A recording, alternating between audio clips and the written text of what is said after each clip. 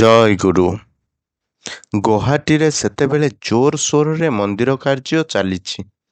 ପୂଜ୍ୟପାଦ ଦାଦାଙ୍କ ନେତୃତ୍ୱରେ 24 ଘଣ୍ଟା ହିଁ କାମ ଚାଲିଛି। କାମିନୀକାନ୍ତ ଡେକା ଜଣେ ଗୁରୁଭ୍ରାତା, ସେତେବେଳେ ସେଇ ନିକଟରେ ଚାକିରି ତାଙ୍କର ଥର୍ମାଲ ପ୍ରୋଜେକ୍ଟରେ କାମ କରନ୍ତି।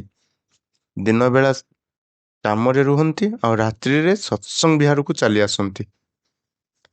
ଦିନେ ସକାଳେ ପୂଜ୍ୟପାଦ ଦାଦା କାମିନୀ ଦାଦାଙ୍କୁ କହିଲେ, ଆପଣ ଆଜି ମନ୍ଦିର ବାହାରକୁ ଯିବେନି। ସେଦିନ କିନ୍ତୁ କାମିନୀ ଦାଙ୍କ ଅଫିସର ପେମେଣ୍ଟର ଡେ, ନଗଲେ ହିଁ ଚଳେନା। ଅନ୍ୟ ଦିଗରେ ପୂଜ୍ୟପାଦ ଦାଦା ମଝିରେ ମଝିରେ ହିଁ କହୁଛନ୍ତି, ଆଜି ଆପଣଙ୍କର ଯିବା ହେବ ନାହିଁ। ଦ୍ୱିପହରେ ଖାଇବା ପିଇବା ପରେ ଟିକେ ଲୁଚେଇ ଆଢ଼ୁଆଳରେ କାମିନୀ ଦାଦା ଅଫିସ ଜିପ୍ରେ ଯାଇ ବସି ପଡ଼ିଲେ। କୌଣସି ବାଧା ହିଁ ମାନୁନାହିଁ।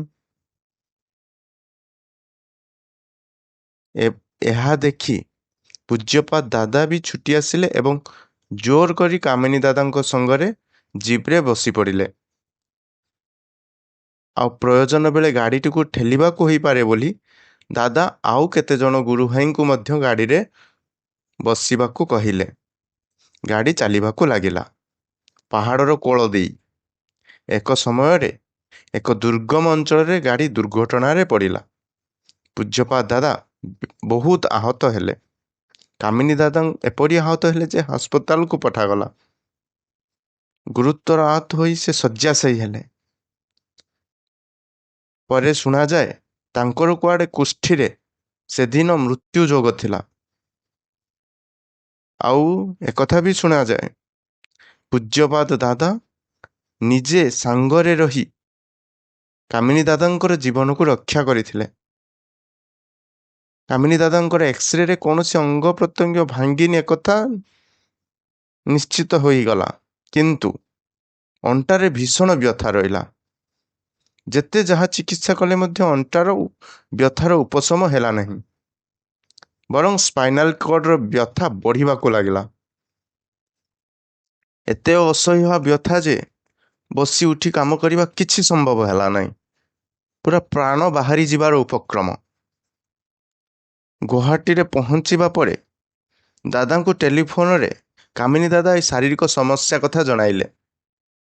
ପୂଜ୍ୟପାଦ ଦାଦା ନିଜେ ଶ୍ରୀ ବଡ଼ଦାଙ୍କ ଚରଣରେ କାମିନୀ ଦାଙ୍କର ବ୍ୟଥା ନିବେଦନ କରନ୍ତେ ହିଁ କହିଲେ, ତାକୁ ଯେପରି କରି ହିଁ ହେଉ ଦେଓଘର ନେଇ ଆସିବାକୁ ହେବ।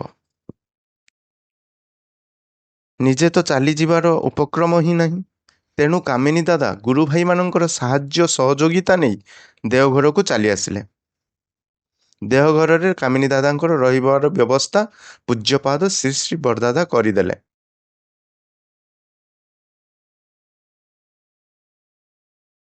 ଦେଓଘର ପହଞ୍ଚିବା ପରଦିନ ହିଁ କାମିନୀ ଦାଦା ଶ୍ରୀ ବଡ଼ଦାଙ୍କ ଚରଣରେ ସବୁ ସମସ୍ୟା ନିବେଦନ କରିଲେ।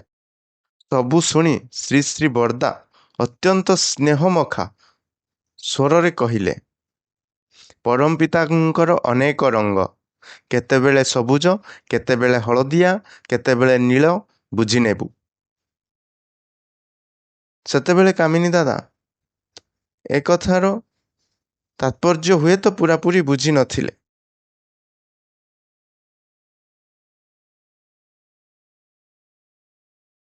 ସେହି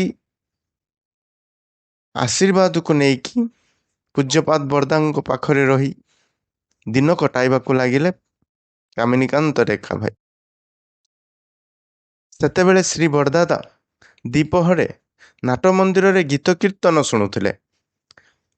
ଶ୍ରୀ ଶ୍ରୀ ବଡ଼ଦା ଦିନେ କାମିନୀ ଦାଙ୍କୁ କହିଲେ, ନାଟ ମନ୍ଦିରରେ ବସି ଗୀତ ଶୁଣିବୁ। ଆଉ ଏକଥା ବି କହିଲେ, ଗୋଟେ ପିଲରରେ ଡେରି ହୋଇ ଏପରି ଜାଗାରେ ବସିବୁ ଯେପରି ମୁଁ ତୋତେ ଦେଖିପାରେ,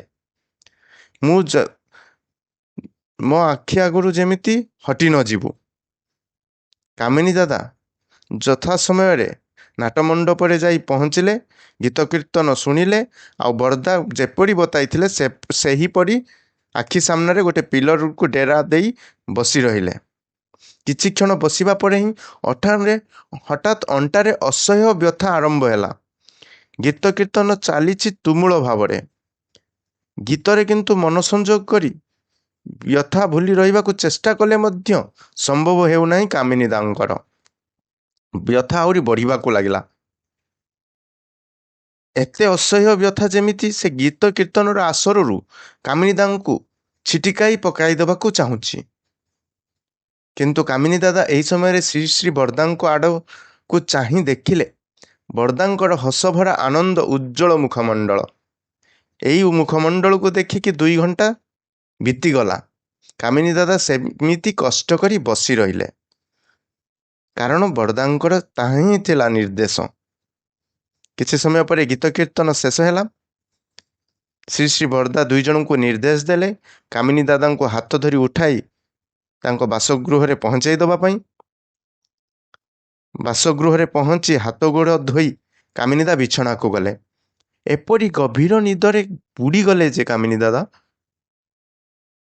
ରାତ୍ରିର ଶେଷ ଭୋର ହେଇଯାଇଛି, ତାଙ୍କର ଖିଆଲ ହିଁ ନାହିଁ।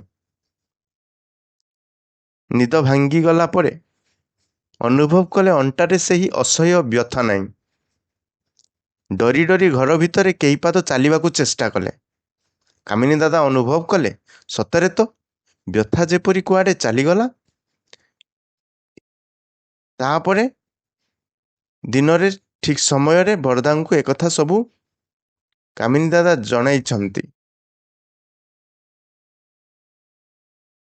କିନ୍ତୁ କାମିନୀ ଦାଦା ନିଜେ ବିସ୍ମୟ।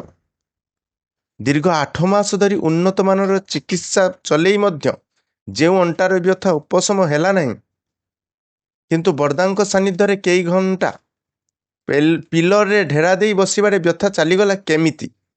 ଅସଲ କଥା ହେଉଛି ଶ୍ରୀ ଶ୍ରୀ ବରଦାଙ୍କ ଦିବ୍ୟ ଦୃଷ୍ଟି। ନାଟମନ୍ଦିରରେ ତାଙ୍କ ଦୃଷ୍ଟି ସମ୍ମୁଖରେ ଉପବେଶନ କରିବାକୁ କହି ଏହି ପ୍ରଚଣ୍ଡ ଯନ୍ତ୍ରଣାରୁ ଉଦ୍ଧାର କରିଥିଲେ କାମିନୀ ଦାଦାଙ୍କୁ। ଜୟ ଗୁରୁ।